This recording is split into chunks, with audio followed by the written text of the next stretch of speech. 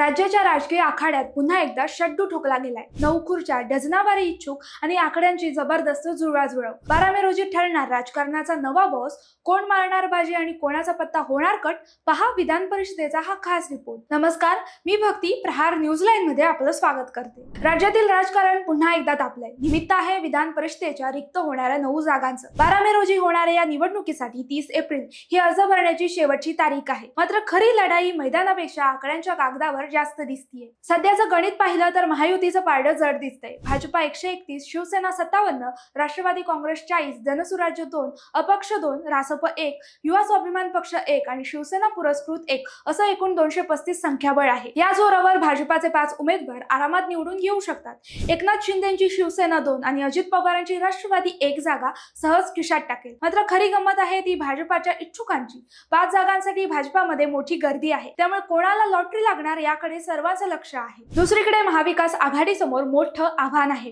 ठाकरेंची शिवसेना, काँग्रेस आणि शरद पवारांची राष्ट्रवादी कोणाकडेही स्वबळावर उमेदवार निवडून आणण्या इतकं संख्याबळ नाही।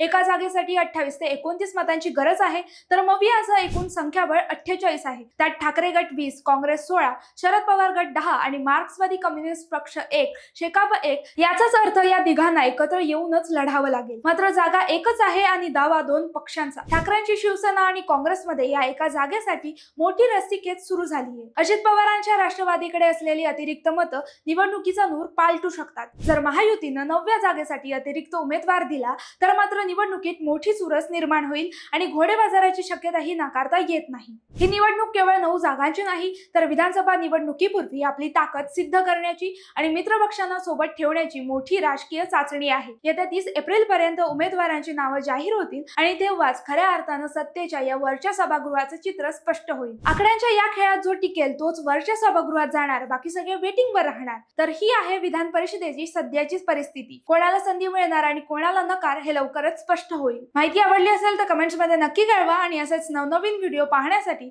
प्रहार न्यूज लाईनला लाईक, शेअर, फॉलो आणि सबस्क्राईब करायला विसरू नका। धन्यवाद।